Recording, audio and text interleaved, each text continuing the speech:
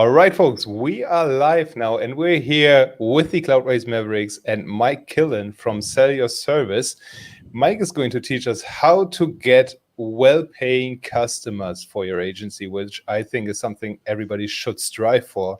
And Mike is formerly known for the funnel building that he's doing and the five-figure funnels book that has come out shortly. So if you haven't picked that one up, I'm just about to pitch that book to you because it's really, really good. And we'll start by introducing ourselves to you this time. And we'll start with our guest, Mike. Take it away. Hey there, my name is Mike Killen. I'm the founder of Sell Your Service. I motivate funnel builders and marketing agencies to sell more marketing services to their customers. That's pretty much what I do day in, day out. And you're pretty good at that too. Peter. Well, thank you. It's enough flirting, guys. Come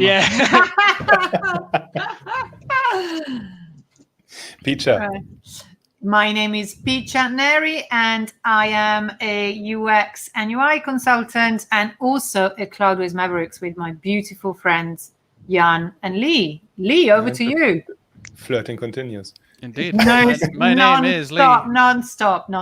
My name is Lee Matthew Jackson. I am the host of the Agency Trailblazer podcast. And like Mike, I am dedicated on a daily basis to helping you fall in love with your business. And my name is Jan Koch. I'm also a Cloudways Maverick, and I'm the host of the WP Agency Summit that's coming up on October 12th. So, Mike, I really want to dive into this as soon as possible because we'll have a ton of questions for you. So let me bring up the slides that you have prepared. Can I say something, though, before we start? Okay, and that first slide is actually a good point because I've known Mike for a while now, and I have seen him in action many times. And I don't have a marketing agency, but don't let that stop you. All the principles and the things that Mike teaches are not just for a marketing agency. I would actually get as far as saying that whatever you do, whatever you sell, even if you have a stall at the market, this is probably going to be useful for you. And I actually take the probably out. So I just want to specify this because I wouldn't want people watching going, oh, but I don't have a marketing agency, so you switch off. Don't, because you need to listen to this. Am I right? Sometimes. I'm massively thankful of that. Yeah. I think that in this case I am. I mean, I don't particularly care about being right normally, but I know that this is, point I want to make. It's interesting because the majority of the stuff that I do teach, obviously, I had a pretty broad sales background. But I obviously focus on agencies and marketing agencies, probably for the same reason that everyone here focuses on their niche, because it's easier to go after that one audience. But the reality is the stuff that I've learned here and I teach is absolutely applicable to certainly any kind of service. But it's a lot of it's about getting over that confidence barrier. So and you guys are obviously comfortable just interrupting me whenever, and so I'm mindset. You talk a lot about mindset, and I find that so invaluably useful. I'll shut up now. No, not at all. That's fine. I'm fine with people lavishing praise on me. That's fine with me.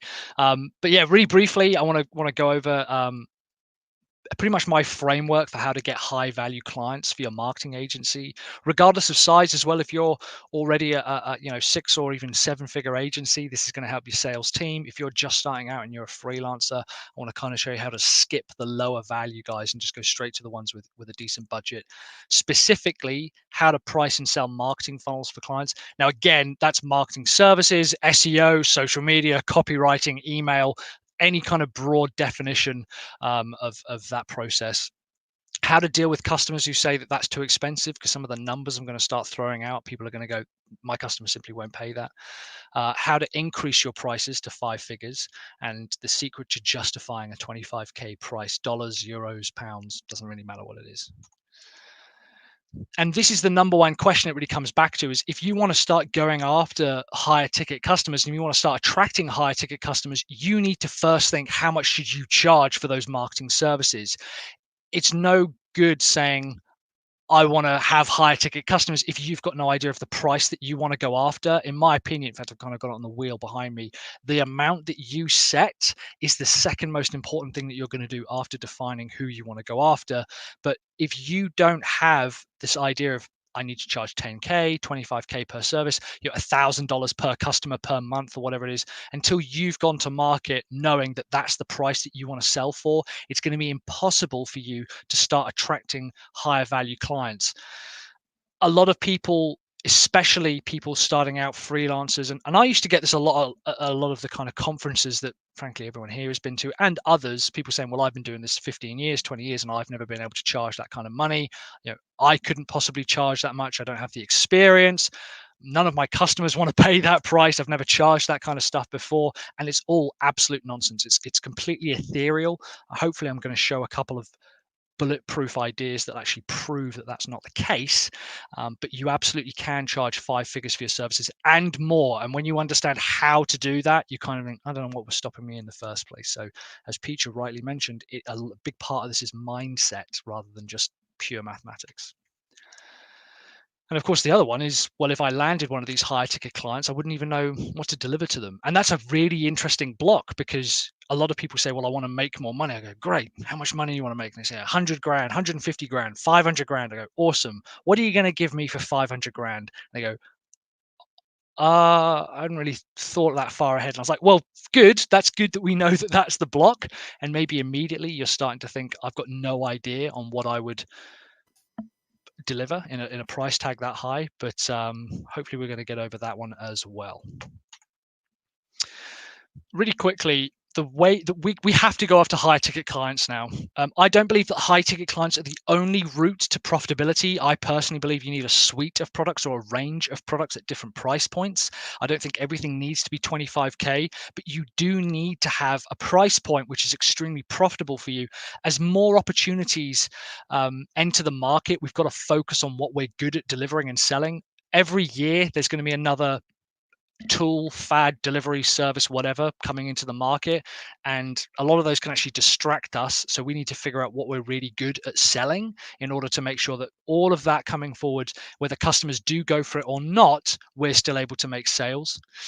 As more low value players enter the market as well, and unfortunately at the time of recording, you're going to see a huge spike way faster and way earlier than people predicted of setting up marketing agencies, design agencies, web agencies, development agencies. There was a period where anyone with an Instagram account was a photographer. There's a period when everyone with a laptop and a pirated version of Photoshop was a graphic designer. It's just going to get worse and worse and worse. I remember. Yeah, tell me about it. Yeah, exactly. I remember those days. I now pay for my subscription. Sorry, yeah, Adobe. exactly. And we've all been I there. was one of them. Yeah, exactly. I was one of them. Mine is my cracked copy of Quark. Yeah. Perfect. Everyone's got one floating around as a zip file. This is live, from, guys. Because Bizarre, I think, was the first place. Secret on here. Yeah. I'm joking. Oh, I haven't. Always paid for life. So anyway, and also the size of the audience of on the internet is getting larger every day. It's a bit of like, oh, you should get on YouTube. People are like, YouTube's dead. There's already too many people on that. While yes, the number of people entering the market is raising, also the number of potential customers is raising as well. It's estimated that between 2 and 3 billion people in the next 10 years are going to start using the internet, and they need help. And some of those are not just newly established businesses with zero revenue. We're talking big businesses are suddenly realizing, take Zoom, for example.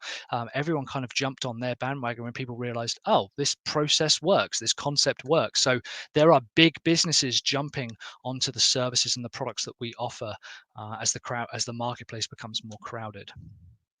Cool. So increasing your price to 5 figures, a 25K funnel, and apologies, I can't help myself but write funnel. I mean service, product.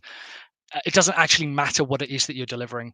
We're going to talk about the expensive objection when people say that's too expensive, and the secret to justifying 25K. It's actually more simple. My name is Mike Killen, #1 sales coach, a sales coach for funnel builders, and the author of 5-Figure Funnels, but I'm on screen, so I don't need to have that one. If you want higher budget customers, you need a higher budget offer. It's as simple as that. No one is going to ask to pay more. Right at the start, I mentioned if you want high value customers, if you want more revenue, if you want more bang per buck from customers, and you think, I don't want to work with 10 customers for 10 grand, I want to work with one customer for 10 grand, you need to have a 10K price. The first way of even signaling to the universe and the wider sales and marketing gods is having that product out there. And you think, I can charge 10K for this.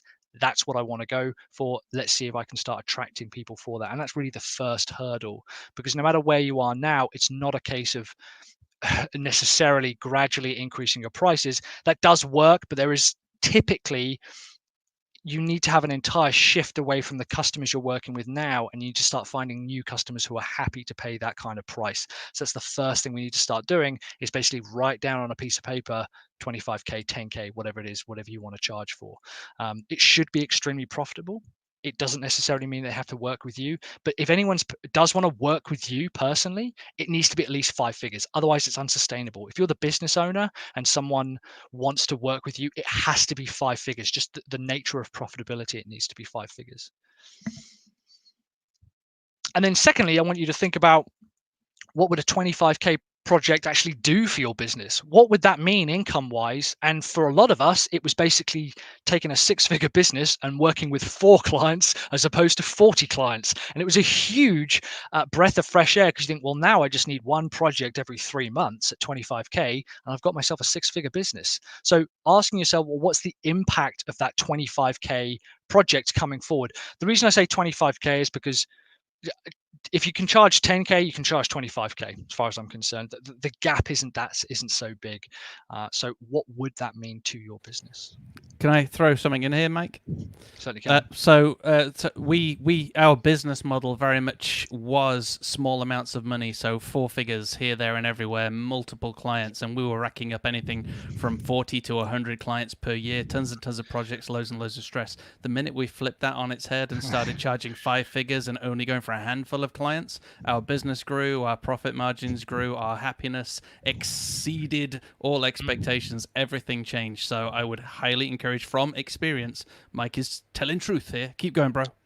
No, that's awesome. No, and thank you for that. And the funny thing is, it's not always about the money. If you say to someone, do you want to work with 100 customers a year or 4 is almost certainly more likely to be easier to manage, easier to have conversations with, and easier to do work with.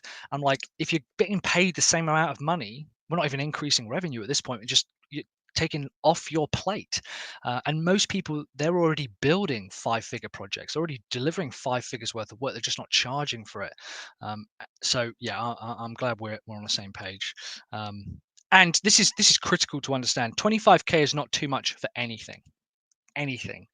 Marketing, SEO, social media, it's actually irrelevant, because the customer isn't buying social media, they're not buying marketing, they're not buying development. What they're buying is an end result in their business. They're buying a benefit. I always say sell futures, not features, and that's what you're selling. So I want you to start thinking about what it is you're delivering to the customer, and moving away from, well, we can do this type of work for £12 an hour or whatever it is, into a method of, the customer is going to walk away with some kind of system that continually does X, Y, and Z, and they're going to feel great about it or whatever. So that's why it's not too much money. People will pay 25K for pretty much anything.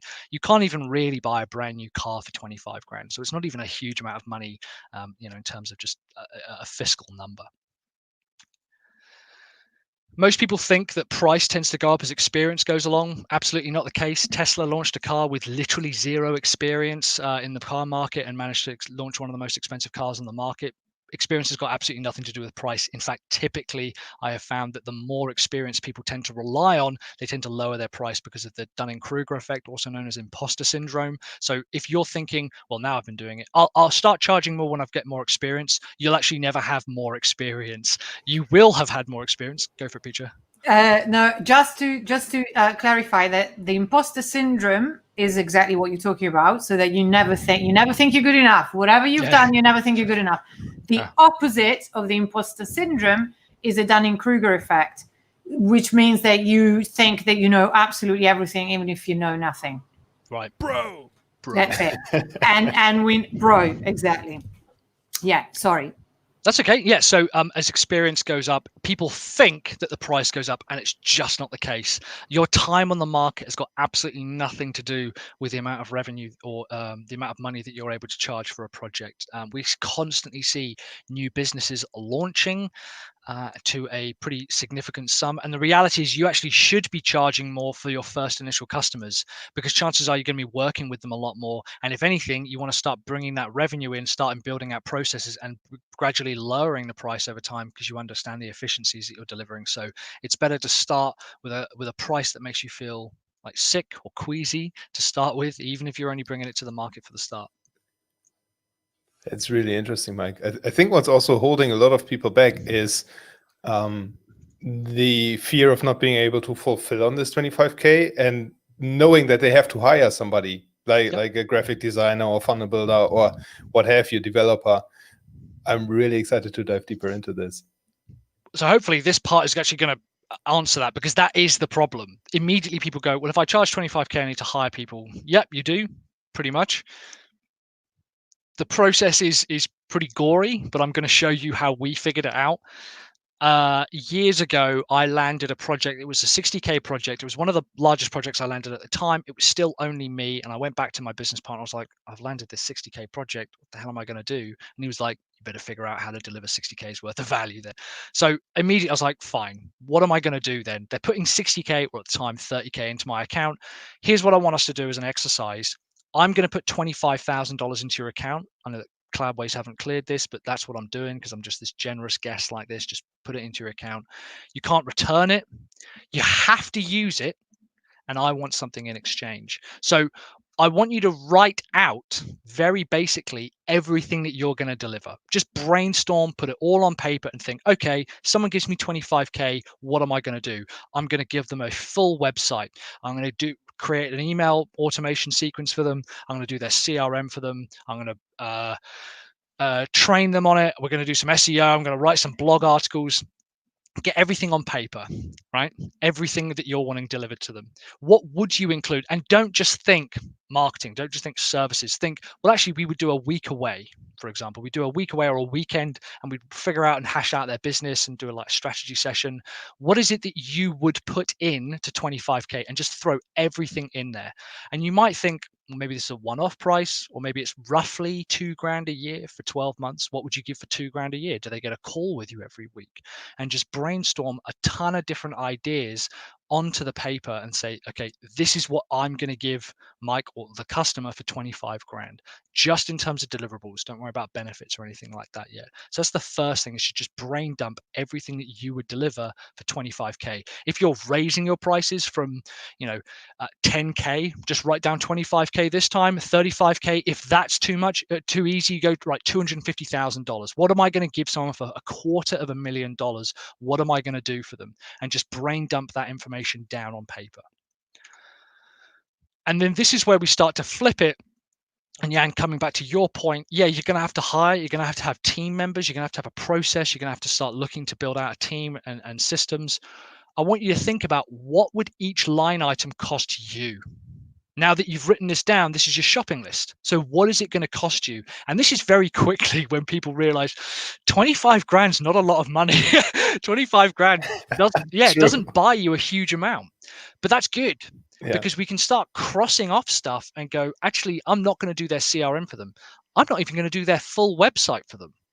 Yes, I think a weekend away or a 2-day workshop would be probably quite useful. So we'll keep that. And yes, they'll get regular contact from me. We will write a bunch of blog articles and posts or whatever it is. And I want you to start working out what each line item would actually cost you. And this is the part where you just need to do some research. You can go away, talk to people within your network and say, I'm thinking of putting together this process, this package. What are you able to deliver? I think I need someone to do a CRM system for me. Are you able to do that? And they go, yeah, we charge $3 grand, $7 grand, $2 grand, whatever it is. When you start getting a better idea of what each line item costs you, and this is the way that I was taught to think about pricing. The price is not what the customer is giving me. It's what the customer expects me to invest. It's what they're thinking, Mike is the most sensible place to put 25 grand right now. He knows where to invest that money better than anyone. So where is he, the supplier, where am I going to sensibly put that for their business? So if I go, we're going to give me 25 grand, I know that it's going to cost our team roughly 7.5 grand to build this out. They get the 7.5 grand. Pretty much my role is over there, because my job was making sure that they understood that I was the best person to invest their money. So treating it like an investment. That immediately sets you apart from all the competition, Mike, because that immediately makes you not a salesperson anymore, but a strategic advisor to your client. 100%. And it's interesting because most people can't hire because they don't make enough money, because they're not charging enough. The problem is not whether you can hire people, and yes, you're always going to get bad apples. There's always going to be like problems with hiring people, but unless you have got the margin and the budget to be able to hire people, it's never going to happen. So the first thing you need to start doing is increase your prices, and that's why we look at what each line item is going to cost us. Is that a question? Do you want us to do that now? Can I just reverse brief something so that I can make sure I understand something in a tweet, actually?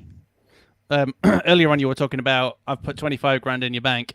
That's helping people. From what I understand, you're helping people with a framework for how can I charge 5 figures and what would I be giving for that 5 figures. So I imagine 25 grand. I then put the services that I would offer for that 25 grand, and that becomes, I don't know, package 1. And sorry if I'm behind, but I'm still processing that. No, like I guess some people are. Yeah. Okay. Cool. All right. That's good. I got that. That's fine. We're working backwards from, like, if I want to make 100 grand, I'd rather work with 4 customers. 25k per customer. Great. All right. Well, what am I going to give them? They've already put the money in my account. So yeah, that's exactly it. You put it much more succinctly than I have, but yeah. Mate, I have to think in tweets, so I listen to people say lots of words, and then I have to get it right down to a few sentences so I can follow it. That's fine. Sorry, Jan, I was just catching up. No worries. Mike, there are 2 questions from the audience. Do you want them now, or should we save them for later on? We've only got a couple more slides left, so let me smash through this, and then I promise you we'll dedicate some time to that. Brilliant. Bro.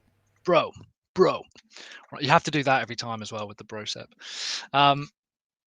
I don't have the experience to sell a 25k project. I don't need you to have the experience. You don't need the experience. As we've just gone through really quickly, and obviously there's a little bit more to this, but I just wanted to open up people's idea of how could I even begin justifying and thinking about this kind of price tag.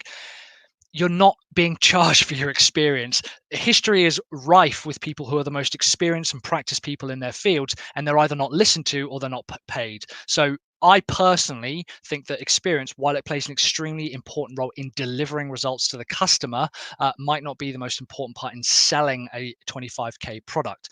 When we start to look at what it is you are delivering, we can remove the need for as much experience by looking at the processes that we're going to deliver and listing out and going through those line items. That's why it's so important to find people during that stage where you're thinking, what am I going to charge? What's each line item going to cost me? How am I going to afford that to bring that to the customer using 25k as the budget? That's where you want to start looking for other people's experience. That's where you want to start relying on team members. And as we've mentioned, 25k is not a huge amount of money. Realistically, it actually is not a huge amount of money. It can be moved through and used up very, very quickly. So yeah, exactly. So you do have the experience already. Chances are, if you don't, go out and get some experience. 100%. It's actually relatively simple, but you'll see that it's a bit like skiing. People can pretty much ski after a few hours of doing it. It's only the guys who are like really, really good who do it over and over and over and over and over. Yeah, there's a big gap in them, but chances are most people are only going to need to do it enough for the customer. And this is also another reason why if you focus down on one specific area, your experience in one area is going to increase, as opposed to saying we do SEO and social and email marketing and graphic design. Chances are you don't have the resources or the bandwidth to do that. So start pouring all of your experience into just one area. My customers won't pay 25 grand. Yes, they will. They already paid 25 grand for a ton of other stuff. If you've got people who say, we literally don't have that money, great, move on, find another set of customers. If you are aware of the types of customers who you want to work with, there are always going to be people who say, I can't afford that. There's also always going to be people who are able to afford that. The amount of work it takes to sell, find, and deliver a 5K project is the exact same amount for a 25K project. You might face a little bit more rejection looking for a 5-figure project, but your customers will pay 25K. The reason that people don't want to pay 25 grand for something is usually because we're trying to sell them the features, usually because we're trying to sell them the deliverables, as opposed to rewriting what it is that we're delivering them and focusing on the futures, focusing on the benefits, and focusing what they get out of it. Chances are they've spent 25K on multiple holidays throughout the year. Chances are they spent 25K on staff, on rent, legal services, their car, their kitchen. There's so many things that people are already spending 25K on. There's no reason why a service like yours wouldn't also be able to fit into that as well. Can I add to that as well, mate? The amount of effort we were putting in to sell 100 clients is the exact same, and that's per client. Yeah. The amount of effort we were putting in per client was the exact same amount of effort per client when we completely changed the way we work with customers and the prices that we were charging. So if it was 3 hours per client to win 100 clients, I was still putting in the same 3 hours for the 25, 30, the 40K clients, which was insane. So I always thought I had to compete on price in order to grow and to scale.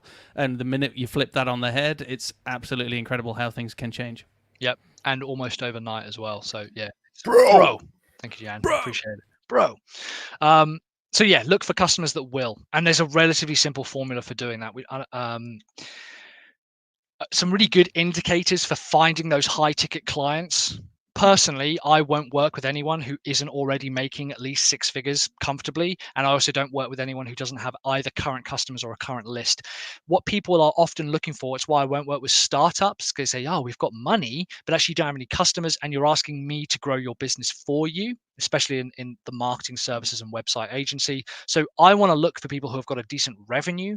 I want to know how many leads they've got, or maybe the size of their audience. One of my colleagues works with YouTube content creators who have got at least 10,000 subscribers and wants to help them move away from relying on advertising. So he knows that someone who's got 10,000 YouTube subscribers is probably going to work with them. People go, well, there's not that many out there. It doesn't matter. If you can become hyper valuable to those, what's the thing, 1,000 fans, 1,000 customers, whatever, 1,000 people out of everyone who's on the internet is a tiny micro percentage. And if you can be extremely valuable to people who fit within this model of the number of current customers they've got, the revenue size they've already got, the number of sales they're already making, and the number of leads they've already got, chances are that's a pretty good indicator that, yeah, the market might be a lot smaller, but they're able to pay you as well. And chances are you actually don't need 10,000 customers. You only need, a few dozen to be able to sustain a really profitable and exciting business.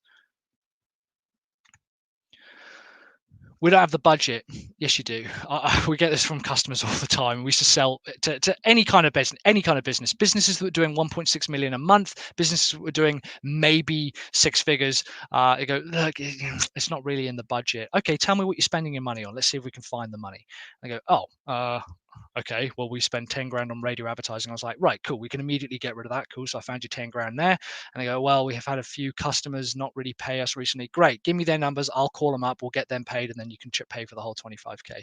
If you aren't willing to find 25K within your customer's budget, they sure as hell aren't going to be. So we'll do everything and anything we can to make sure that they can find the budget.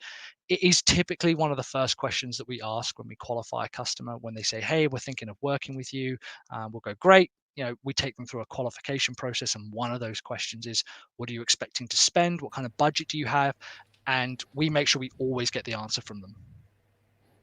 Question. Some people will say, what sort of budget do you have? And then instantly it's like a card game because they don't want to reveal their hand to you because they think you're going to charge the maximum you can charge. Yeah. How do you deal with that objection? So I say, what's your budget? And then I don't say anything until they give me a number figure, because they first go, oh, we've got a number. I've got a number. And they fill the silence. They can't help themselves. They cannot help themselves. They go, I see what you did there, bro. Bro. Sorry. They're like, oh, okay, well, okay, we have actually got a budget in mind. Yeah. Guys, there is a link, by the way, from Jan as to what we are referring to with regards to the bro in the comments, because we're not being weird and we're not being chauvinistic. It's a joke based on a video that Mike did. Right, keep going. Sorry. That was a nice way to fill the silence. Fill the silence. People can't help it. And I literally will not say another word. Now, this was actually taught to me by my wife. Staggeringly, she says, I have a habit of not shutting up. Who would have guessed? And sometimes when I ask her a question, I will try to answer it too quickly, whereas she's actually just thinking it over. It's one of the reasons we have this house as opposed to the one I wanted to buy, because I was like, yeah, this is great. Let's just buy this one. Fantastic. She was like, let's just take 30 seconds to think about it. And actually, the way that I justify the silence in my mind and becomes way less awkward is I just say, I'm going to assume that you need a little bit of time to think about it, and I don't want to talk over you. So I'm just going to be polite. I've asked you a question. I'm not going to answer for you, but you haven't given me the right answer, have you? So if I say to someone, you want to lift to the train station? Great. What time do you need me to pick you up? Oh, I've got a time in mind. There's nothing I can do with that. I can't do anything with that. So I'll shut the hell up. Occasionally, at some point, if the customer is actually, and it's very rare that this happens, the customer says, we don't want to give you the full budget. I've never had anyone say that in that direct term, but they've tried to talk around it. Occasionally I'll say something like, okay, well, what are you willing to spend on the problem? And then finally I'll go, cool, so I can put your budget down as 100,000. Is that right? I go, whoa, not that much. I'm like, well, I need to know what it is. So most of our projects run around 100 grand. So I'll get the number out of them no matter what, because I don't want to waste my time. I don't want to send a 25K proposal and find out they've only got 5 grand. So I'll get the number out of them, usually by staying silent. That does 95% of them. People can't help it. What you aim at determines what you see. The reason I love this quote is because it really quickly encapsulates the idea that if you want to start finding 25K projects, you'll start seeing more 25K projects if you start aiming for more 25K projects. If you assume that customers are willing to buy that, we have a concept called assume the sale. I assume everyone wants to buy 25K's worth of services from me and solutions from me. I assume that people have got that kind of money. I assume people have got that kind of budget. And wouldn't you know it, the universe and the gods rewarded me with that kind of opportunity in front of me. Instead of constantly saying to myself, no one's got that kind of money, no one's been willing to spend that much, it's too expensive. This is more of that mindset thing of what you want to start getting is what you need to start aiming at. There's absolutely zero point in saying I want a $100,000 business or a $500,000 business, but continually aiming at the lower budget customers if that's not what you want. Presume and assume that everyone's got that kind of budget. It's a perfectly normal sum of money. The more you say 25,000, the less weird it sounds. So that's what you want to start going after, and you will start to see it. It won't be overnight, but it will happen eventually.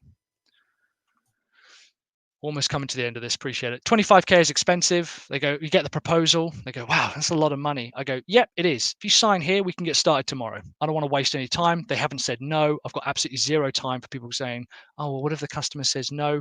When the customer says, oh, that's a lot of money. It's expensive. We've never spent that kind of much money before. It's not an objection. They're stating a fact. It's like them going, wow, it's really hot in here, isn't it? Yep, completely agree with you. Sign here and we can get started. They're not saying no. So don't try and look for the no's. This is the number one roadblock, I think, where people fight. They're so close to that final line, and the customer instinctively, they can't help themselves. They go, okay, I don't know. It's a lot of money. Don't argue with them. So many people argue with them. Well, it's not really that much compared to what we're cheaper than our competitors. Or I go, yeah, it is. Yeah, it's a lot of money. Sign here and we can get started today. They want to know that I am treating this money, their money, with as much respect as they are. It's that final little hurdle. They're not saying no. That's why I want to get it out of the open. And I also don't think that the money is the objection. So these are the kind of a few areas. I've got this in my book if people want to know more. It's the 6A framework. If people are interested in increasing their prices and floating it up, is pick up a copy. I think it's still on sale for like 99 cents or something. Great book. Thank you very much. Well, Lee, according to you, I am on the cover after all. Brilliant. Yeah, so massively appreciate it. hopefully there I've shown you how to increase your prices, how to start attracting those clients, what those clients look like, and the secret to justifying that kind of price tag, as well as turning guys who are too expensive. Cool. Let's do questions. I hope that wasn't too long. I kind of smashed through that. Peach has got a burning question, I know. Never too long, Mike. Good. Yes, I've got one, but I think that because mine takes us a little bit off topic, so I think there was a really good, an interesting one from Eduardo, which was, there you go, that his stop is 10,000. How can I do that step? And I think that's a really, really good question, because it's hard. Also, you've got existing clients, they're used to you charging that much, and how do you suddenly go, no, actually, you know what, this time go it's through 20. the exact same process. So go through the exact same exercise and write out 25k this time. Don't just double it, Eduardo, to 20 grand. Go for 25 and think, okay, well, what am I going to give for this person? Don't think necessarily that you're going to, and it might be, okay, it might be that you write everything out. You go through those line items, you think this is going to cost me X amount. You think, actually, I have got to charge 25k for this 10k project. If you have, great. That's really good news, because it means that your previous customers have got the deal of a lifetime, and you should tell them that they've got the deal of a lifetime. Say, however, in order to keep our business growing and to serve our audience better, we are actually increasing our prices, and then continue that sales journey. There's no reason why. I think a lot of people think that if you increase your prices from 10k to 25k, that your new customers or leads or prospects are going to go, well, I found out that you sold it to that person for cheaper. Agree with them. You go, yep. So if I were you, I'd buy this 25k version before it goes up to 35k. Yeah, exactly. Before it goes to 50. Bro. Sorry. That is brilliant. Love it. Okay. So, and I have to say, this is so much about mindset, as we were saying earlier, because I have heard this before and I still go, I can't do that, because we're not used to that. We're not used to placing that value on ourselves. We're not used to, but it's so true, guys. I think that slowly it's going to seep through my consciousness. Yeah, and there's also a good point from Melanie about this, is you need the right market and client. And Mike, you've touched upon that. You need to target companies that can invest 25k or 100k in a project. 100%. You know, there's no point in entering, you know, donkeys into a horse race. You absolutely do have to go after the right client, and this is where we begin to get a little bit into, like, again, the mindset and the psychology is deep down. I think people, before they need to ask, do I want to increase my prices? Do I want more sales? Or how do I get more sales? They need to ask themselves, do I actually want to work with more customers? Because it's very easily for me to subconsciously say, great, well, in that case, I'm going to go after accountants or lawyers, two notoriously tight and extremely difficult to work with litigious-based niches. And they throw their hands up and they go, oh, it didn't work. I did go after a niche, but this niche didn't work. I'm like, did you really? Or did you think I'll go after a niche that I know is more likely to fail to continue justifying why I can't charge this kind of money? There are so many different ways of finding markets and niches out there that don't rely on niches. For example, the number of audience size they've got, the number of leads they're generating per day. And if you want to go after something like that outside of locality, outside of saying working with small businesses or service-based businesses, that's the best indicator of knowing that you're going to be able to find those customers. And of course, it's critical to go after the right market. But you know, that's pretty much the most important part of setting up a business as well, in my opinion. Yeah, couldn't agree more.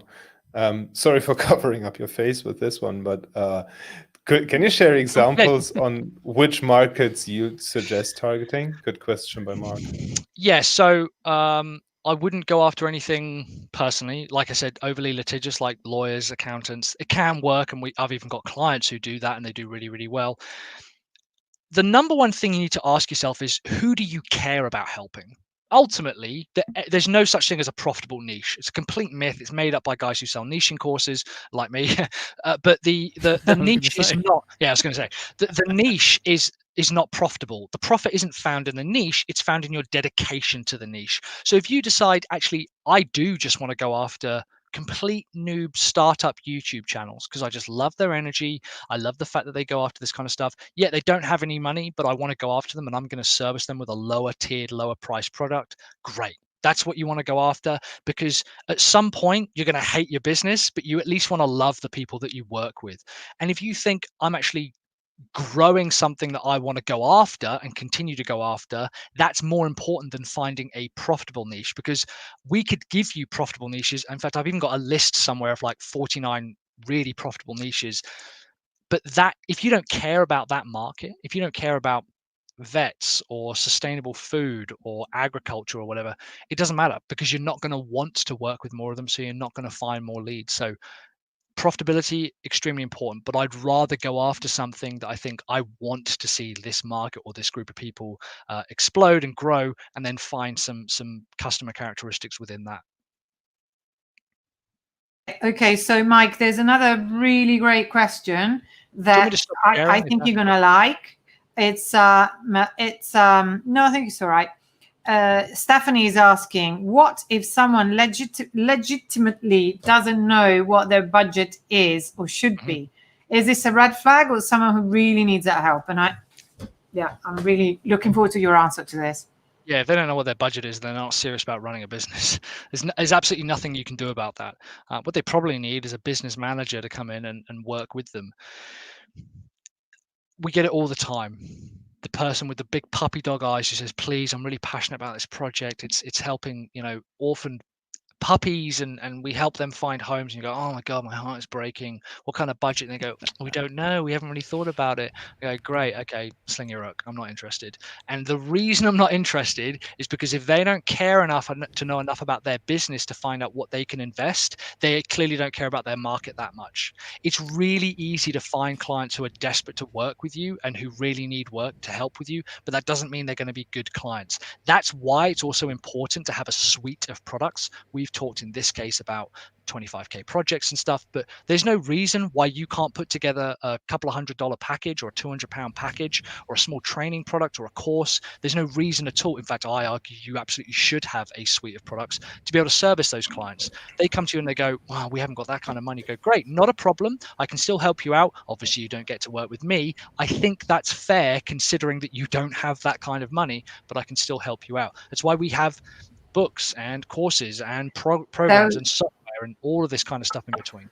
So that was going to be my question later. So great, you've answered it already. There's a difference between service and product, and low cost products can be really profitable. And I know you've got quite a few, so that's really good. But I think I've also seen you, and I've done it copying you. I've done it myself. Actually, charge a customer to get to a budget. So that I think is possible. So you just lead them through it. You do a discovery session that you sell at a high price, and you discover the budget that way.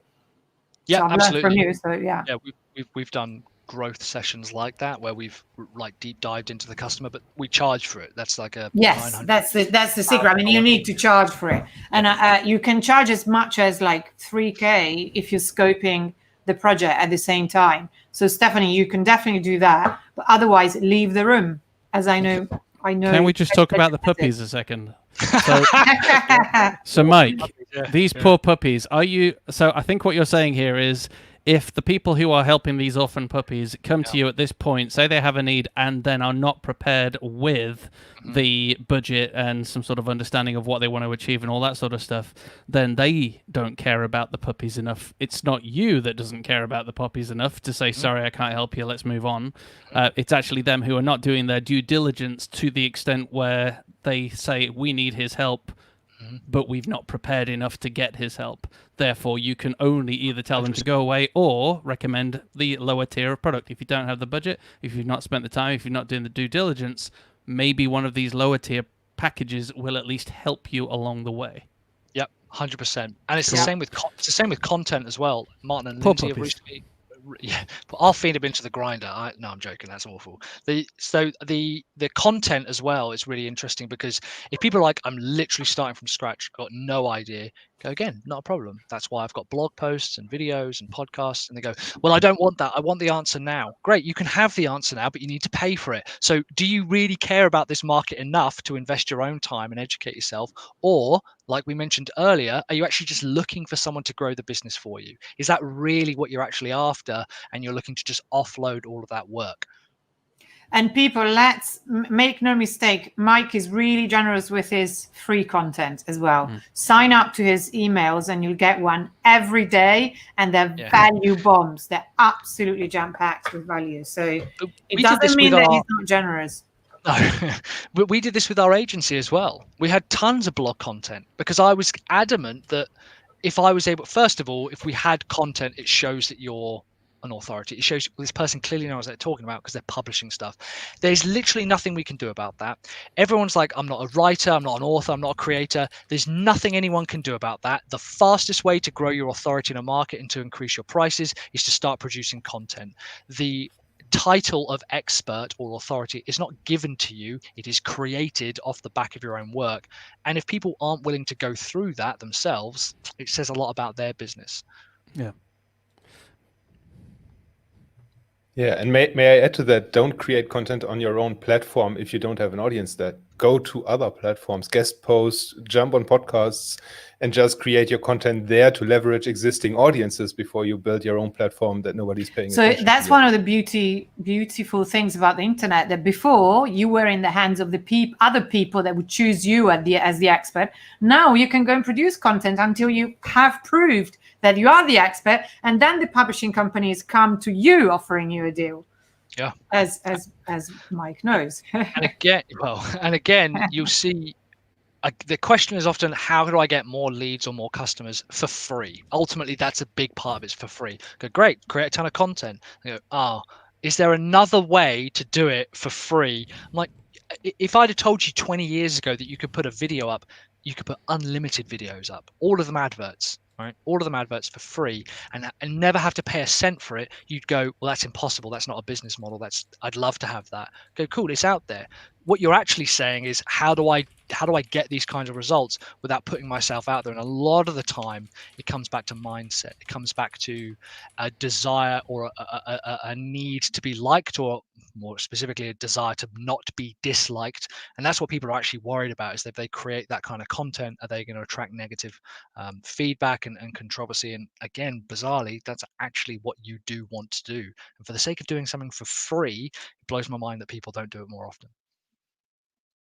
Now, Melanie shared something which I quite like, and it's kind of going back. I'm not still there, but I kind of still am. Going back to the 25 grand on a piece of paper, what am I going to do for the client? And Melanie points out, and she says, offering way more services adds a whole lot of complexity to your business. Quality assurance and project management need to be line items. And it was making me think about the things that people could offer on that 25 grand. And could I throw in to the mix and have you either confirm or deny this? When you write 25 grand, it is a lot of money, but don't be tempted to throw too much at it, because there are things that Melanie is pointing out that are also involved. So if I'm going to take them on a retreat and I'm going to do this, that, and the other thing, don't forget there is also the carrying out of said services that needs to be considered, and all of the other things that will become line items in this overall package. Yeah, absolutely. So first of all, we never had quality assurance on any of our stuff ever. I personally, I can't see why that would be a prerequisite. If that would be a prerequisite for 25K, why wouldn't it be a prerequisite for everything else? I think it's a very good way of making sure that that's the thing that goes through. And if that's something you feel you should put in there, great. We never did. I never put quality assurance in. Our devs and whatever tested stuff as we went along, but we didn't have a full quality assurance. And project management, our project management was basically a quip document. It was pretty high level. Having said that, this is why you want to find out, what would it cost someone else to do this work for you? What would it cost a full-time employee to go through this? Because they'll have that process. They'll have a QA process. They'll have a testing process. They'll have a protocol for all of that. It does add complexity, but it needn't. There's no reason why you can't take what you're currently offering to your customers and start charging 25K for it. The full version of that exercise has you go through those line items and then think, actually, I can only afford roughly 30% of this budget to spend on doing the work. The whole kind of, what is the cost of the product times it by 3, that's what you sell it to the customer for, is like the oldest pricing model in the world, because it works. So I would go through that 25K thing and think, there's actually only a 2 grand profit margin in this if I get it delivered. So I'm going to start eliminating stuff. And yeah, if QA needs to be in there, and project management needs to be in there, awesome. But I don't think it needs to be a prerequisite personally, unless it's something that's already built in by the people delivering the work. Does that help? We're just practicing silence. Yeah, I was going to say, I couldn't help. I was like, oh my God, what's happened? Yeah. You nailed it. And there is another really good question from Nick that came up that ties back into that content marketing that you talked about earlier. Do we run in the risk that we train our audience to expect free stuff rather than paying for what we're doing? Yep. So the short answer is no. Here's what's going to happen, right? Let's say you produce free content, you do it every single week, right? You produce a new blog post or a video or whatever every single week. There is going to be a certain percentage of that market who is never, ever going to buy from you, ever. I've had people on my list since I started the business who have literally, they've commented on every video, they reply to every email, but they have not once bought a single product. Fine. I don't care about them because it doesn't cost me any more to continue marketing to them as it does to anybody else. What I'm looking for is the people who go, this content means that I can get someone else to do it for me. The phrase that I tend to use to convert those types of customers is, if you're serious about ... So if you're serious about building marketing funnels, selling, whatever, you can work with me. They go, oh, well, I am serious about it. Great. The other stage is, the more they pay, the faster and easier they will get results. In theory, someone could go through my entire back catalog of blog posts, all my YouTube videos and podcasts, and they'd never need to buy a single product from me. The reality, though, is that the focused in nature of working on me on a specific course is clearly addressing a specific thing, or the coaching is addressing a specific thing, or the service or the product or the marketing funnel, whatever I'm building, is addressing a specific thing. And the customer is beginning to offload some of that work onto somebody else. It's the reality is, the way that the entire world is moving is businesses without content aren't going to become businesses. Businesses are going to have to become publishers first and doers second. Audience acquisition is going to be the only method that businesses are going to be able to successfully scale and grow. And if you don't have a back catalog of content, whatever it might be, blog posts, videos, doesn't really matter. But if you haven't got a back catalog, you're going to be quickly left behind someone who can do that for free and over a longer period of time. So we either have the option of doing that and proving that we're the experts and giving us the option to raise our prices, or we just hope that people are competing on something else. But I'd rather compete on content. It's a good question. It comes up a lot, but no, typically in my experience, I've found that every business that continuously produces content ends up making more sales. It's like cookbooks for chefs. One thing that I would like to find out is how, and it's always a problem for me, is how on earth do you find the time, Mike? Because I remember when you started your YouTube channel. Now you're up at what, 6,000, 7,000, maybe more? Yeah. And I remember when you were asking us to please subscribe because you were under 500 or something like that. And in the space of a really short time, and I can see how prolific you are, you constantly produce all sorts of content. And I wonder, he doesn't work anymore. Maybe that's why. and you also find the time to, run marathons wearing tank vests and. What Peter's saying is we were there from the beginning, so when you're super famous, don't you forget us. So I'm only saying it in the sense of wow, how amazing and how organized are you? Because I know when I look at my day, I think, well, you did that, and you played Tetris for 10 minutes. You could have written a blog post. Maybe that's the answer. So I know that I'm most productive in the morning. So all of the bro kind of workout stuff that I do in the morning, and I understand that most people don't have 2 hours, but I'm up at 6, I work out for a couple of hours. First of all, I know that puts me in a better space for the most productive 3 hours of my day. After 3 o'clock, I'm a mess. That's why I tend to do meetings and stuff, because it's much more easy for me to be able to focus on something else rather than creating content. I decided that creating content is the thing that I would hinge my business success on. I figured if everything else disappears, if the website disappears, if YouTube disappears, if whatever, if all of a sudden I can't use the term marketing funnel, whatever, I'm going to continue creating content. So it's the first thing I do every single day. After working out is I block that in and I will write or do whatever. I make the time for it. I found that a lot of the stuff that I thought was important, turns out it just kind of falls away. There's loads of barriers you can put in place. Everyone knows that you can't email me without getting an autoresponder in reply, but that has helped tremendously because all of a sudden people's emergencies aren't that much of an emergency anymore. I have absolutely grown a team over time that takes on a lot of those responsibilities. But the reality is, I knew that that's where my business's success was going to lie on. And I think when people go, well, I couldn't possibly find the time, there's other things to do, I think what they're really saying is, I don't know how to get started and I'm afraid of producing content. So I'm going to find reasons to kind of work around it. Because it's really hard at the beginning. And I think that was another thing. Now. It's really hard right now, but also I think not striving for perfection, taking imperfect action is something that we should all do. And I am sort of slowly, recovering perfectionist. So I'm sort of slowly learning, but it's not easy, but it can be done. Yeah. It's prolific beats perfect. You're better off producing a blog post. Hell, my first book was riddled with typos. It didn't stop me getting a publishing deal. It's got nothing to do with it. Again, it's a worry about, are people going to dislike me because I produce this? So in the end, is it all coming down to mindset, like being able to face the challenges and to find the hard answers that other companies are not willing to search for? 100%. So I know we're coming to the top of the hour, so I'll really quickly summarize this.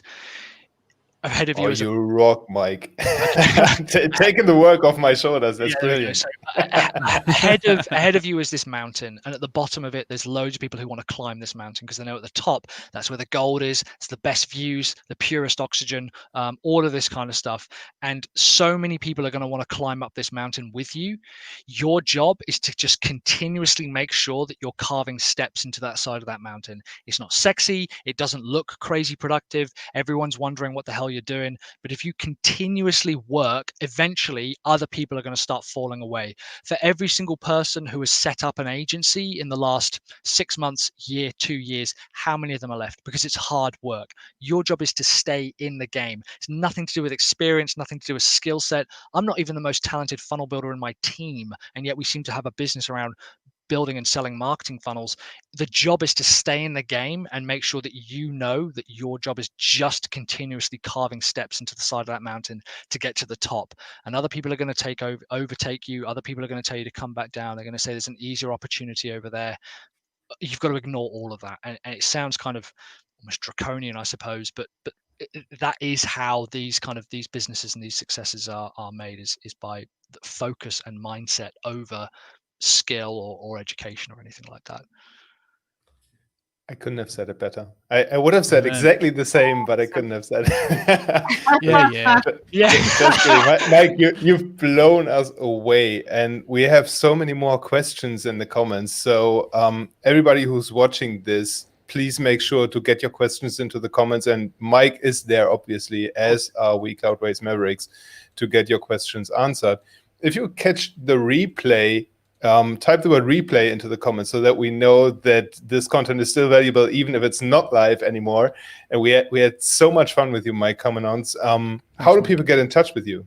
Yeah, just head to sellyourservice.co.uk, and I'll either remarket you, or you can sign up to an email list, or send me an email to michael@sellyourservice.co.uk, and I think sellyourservice.co.uk/Facebook or YouTube for the various socials. But thank you. I had a blast. This is a really good format. I love this format. I think it's great. I know.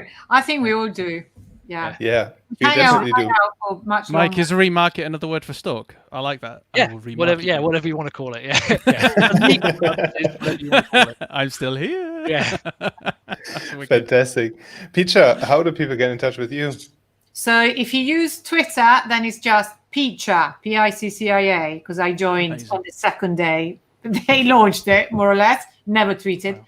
Then Pichanary on LinkedIn, and I'm in my Facebook group, Design for Geeks. That's a really good place. And Lee? agencytrailblazer.com. Oh, that DJ voice. And for me, it's the WPAgencySummit.com. The pre-launch is just softly starting, and the Facebook group, WP Mastery. Thank you so much for watching. We had a blast. I hope you did too. And see you on the next webinar. Bye.